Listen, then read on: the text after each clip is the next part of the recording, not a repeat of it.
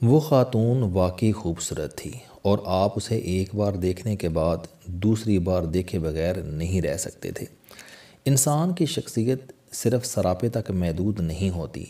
Personality کے لیے صرف قد کاٹ، رنگ، نین نقش، ہاتھ پاؤں اور آنکھیں کافی نہیں ہوتیں۔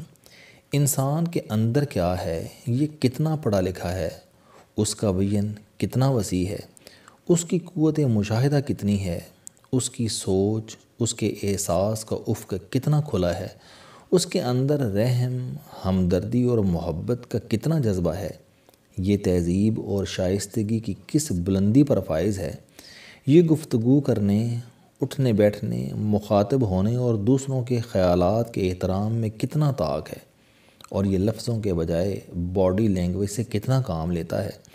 یہ تمام چیزیں بھی پرسنالٹی کے لیے انتہائی اہم ہوتی ہیں۔ میں اگر یہ کہوں کہ ہماری شخصیت میں آؤٹ لک 10% سے زیادہ اہمیت نہیں رکھتی اور باقی 90% ہماری ذات کے اندر چھپا ہوتا ہے تو یہ غلط نہیں ہوگا۔ لیکن ہم میں سے زیادہ تر لوگ ظاہر سے مار کھا جاتے ہیں۔ آپ ایک لمحے کے لیے سوچئے، اگر دنیا کی خوبصورت ترین عورت آپ کے سامنے چائے کے کپ میں چھینک مار دے، یا قمیض کے دامن سے ناک صاف کر لے، یا ڈائننگ ٹیبل پر بیٹھ کر سر سے جوئیں نکالنا شروع کر دے، تو آپ کے احساسات کیا ہوں گے؟ اسی طرح دنیا کا خوبصورت ترین اور وجاہت اور کشش سے مالا مال نوجوان سب کے سامنے اپنی قمیض کے اندر ہاتھ ڈال کر اپنی بغلوں میں خارش شروع کر دے، یا محفل میں جرابیں اتار کر بیٹھ جائے، یا دوسروں کی مذہبی روایات کا مذاق اڑانا شروع کر دے، تو آپ کے اس کے بارے میں کیا خیالات ہوں گے؟ اسی طرح مس یونیورس یا مس ورلڈ جاہل اور ان پڑھ نکل آئے، اس کی آواز بھدی ہو یا وہ گالیاں بکنا شروع کر دے، یا وہ چند سیکنڈ میں بھڑک اٹھے اور دوسروں کے گلے پڑنے کی کوشش کرے، تو کیا آپ اس کی شخصیت سے متاثر ہوں گے؟ نہیں ہوں گے۔ اس کا یہ مطلب ہوا کہ جب تک انسان کے ظاہر اور باطن میں ہارمنی نہیں ہوتی، یا پھر اس کا باطن اس کے ظاہر سے زیادہ خوبصورت نہیں ہوتا، ہم اس وقت تک خوبصورت انسان کو خوبصورت نہیں کہہ سکتے۔ اور اس خاتون میں یہ دونوں خوبیاں موجود تھیں۔ وہ ظاہری لحاظ سے یونان کے قدیم مجسمہ سازوں کا شاہکار تھی۔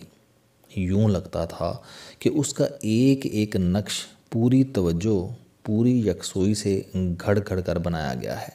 وہ ماتھے کی ادھوری شکن سے لے کر پاؤں کے ناخن تک ایک مکمل اور ناقابل فراموش عورت تھی۔ رہ گیا اس کا باطن، تو میں نے آج تک اس سے زیادہ ذہین عورت نہیں دیکھی۔ اس کو بات کرنی آتی تھی۔ وہ ایک ایک لفظ اس طرح بولتی تھی کہ اس کے اندر چھپے سارے معنی اپنے سارے رنگوں کے ساتھ باہر آ جاتے تھے۔ اس نے سینکڑوں ہزاروں کتابیں بھی پڑھی تھیں، اور وہ زمانے، لوگوں اور حالات کی بھی نباز تھی۔ قصہ مختصر، اس کی موجودگی میں وہ سب کچھ تھا جسے سب کچھ کہا اور سمجھا جاتا ہے۔ وہ مجھے 2 دن سے فون کر رہی تھی اور اس کا کہنا تھا کہ وہ صرف ملاقات کے لیے کراچی سے آئی ہے اور یہ ملاقات انتہائی ضروری ہے۔ میں نے اس کے اصرار کے سامنے شکست تسلیم کر لی اور یوں وہ میرے سامنے آ کر بیٹھ گئی۔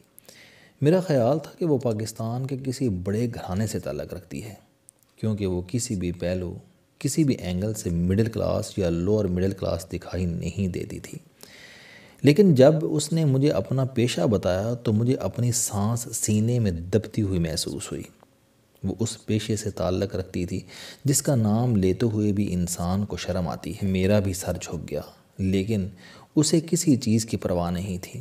اس کا کہنا تھا کہ مجھ سے ایک فرمائشی کالم لکھوانا چاہتی ہے، اور اس کالم سے اس ملک کی ہزاروں لاکھوں بچیوں اور ان کے والدین کا بھلا ہو جائے گا۔ میرے لیے یہ ایک عجیب مطالبہ تھا، چنانچہ میں نے معذرت کر لی، لیکن اس کا کہنا تھا کہ آپ پہلے میری بات سن لیں، فیصلہ بعد میں کیجیے گا، اور یہاں سے اس کی کہانی شروع ہو گئی۔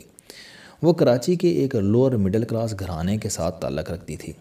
اس کے والدین پٹھانوں، کشمیریوں اور آوانوں کا کمبینیشن تھے، چنانچہ وہ بچپن ہی سے انتہائی خوبصورت تھی۔ والدین نے اسے اعلیٰ تعلیم دلوائی۔ اس نے کراچی کے ایک بڑے بزنس کالج سے MBA کیا اور ایک غیر ملکی بینک کی برانچ میں انٹرنشپ شروع کر دی۔ اس انٹرنشپ کے دوران بینک میں اسے ایک نوجوان ملا۔ یہ انتہائی خوبصورت، فارن کوالیفائڈ اور امیر نوجوان تھا۔ یہ ڈیفنس میں 2 کنال کی کوٹھی میں اکیلا رہتا تھا، 1.5 کروڑ کی گاڑی میں سفر کرتا تھا اور ہفتے میں کریڈٹ کارڈ کے ذریعے 2-3 لاکھ روپے کی شاپنگ کرتا تھا۔ یہ نوجوان کی پرسنالٹی اس کے لائف سٹائل اور اس کی دولت سے متاثر ہو گئی اور دونوں کے درمیان دوستی کا تعلق پیدا ہو گیا۔ اس دوستی کے دوران نوجوان نے اس پر پانی کی طرح پیسہ بہانا شروع کر دیا۔ یہ سلسلہ 2 ماہ تک چلتا رہا۔ پھر اچانک ایک دن نوجوان نے ایک سی ڈی اس کے حوالے کر دی۔ اس سی ڈی میں ان دونوں کی خوفناک فلم تھی۔ یہ گھبرا گئی۔ نوجوان نے بتایا کہ کسی نے ہم دونوں کی فلم بنا لی ہے اور یہ اب مجھے بلیک میل کر رہا ہے۔ خاتون گھبرا گئی۔ بہرحال قصہ مختصر، 1 ہفتے میں ایک تیسرا کردار درمیان آیا، خاتون سے ملا اور اس نے اسے بتایا کہ وہ ایک بڑے گینگ میں پھنس چکی ہے۔ وہ نوجوان اس گینگ کا حصہ تھا اور اب اس کے پاس بھاگنے کا کوئی راستہ نہیں ہے، وغیرہ وغیرہ۔ قصہ مزید مختصر، ان لوگوں نے آخر میں اسے اس پیشے کی آفر کی جس میں یہ اب ملوث ہے۔ اس نے بچنے کی لاکھ کوشش کی لیکن وہ اس وقت تک بری طرح پھنس چکی تھی۔ ان لوگوں نے بعد ازاں اسے ٹریننگ دی اور اس کے بعد اس کام میں دھکیل دیا۔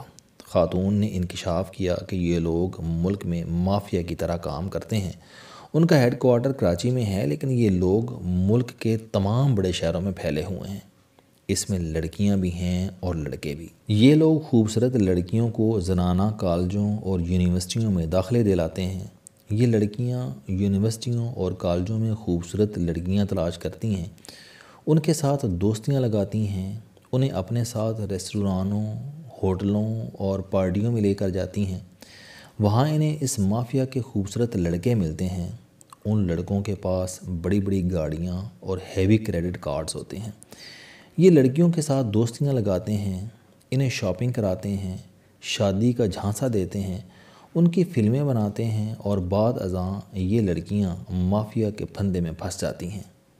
اس مافیا کے کارکن لڑکے شاپنگ سینٹروں، بینکوں، ٹریول ایجنسیوں اور نیم سرکاری دفتروں میں بھی پھرتے رہتے ہیں اور انہیں جہاں کوئی خوبصورت لڑکی ملتی ہے یہ اسے گھیر لیتے ہیں۔ ان لوگوں نے لڑکیوں کو پھانسنے کے لیے بڑے بڑے دفتر اور جیلی کمپنیاں بھی بنا رکھی ہیں۔ یہ لوگ مہنگے علاقوں میں بڑی بڑی کوٹھیاں بھی لے لیتے ہیں اور یہ اپنے شکار کو پھانسنے کے لیے 10-20 لاکھ روپے خرچ کرتے ہوئے بھی دیر نہیں لگاتے۔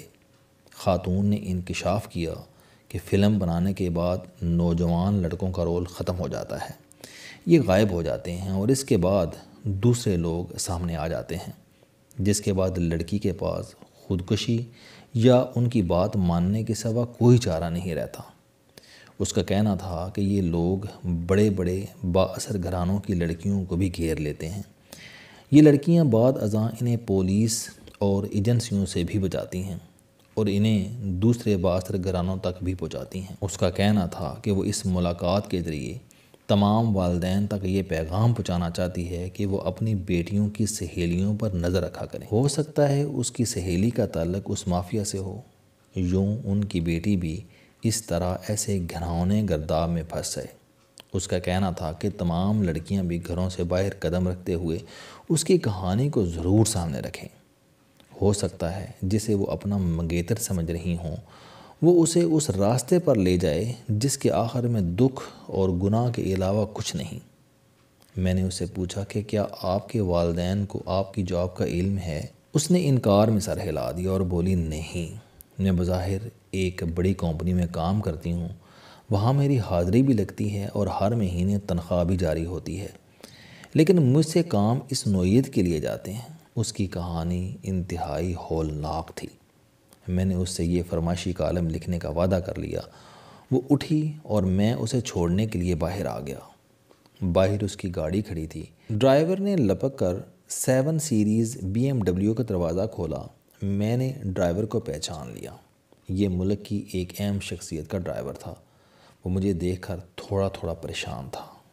السلام علیکم، آپ سٹوڈنٹ ہیں، کوئی جاب کرتے ہیں، کاروبار کرتے ہیں یا پھر آپ گھریلو زندگی گزار رہے ہیں؟ اگر آپ اپنی زندگی کو بدلنا چاہتے ہیں تو اس چینل علم دوستی پر آپ زندگی میں کامیابی کے لیے جاوید چوہری صاحب کے موٹیویشنل، سوشل، سیلف ڈسکوری سے ریلیٹڈ اور صحت سے متعلق بے شمار کالم سن سکتے ہیں۔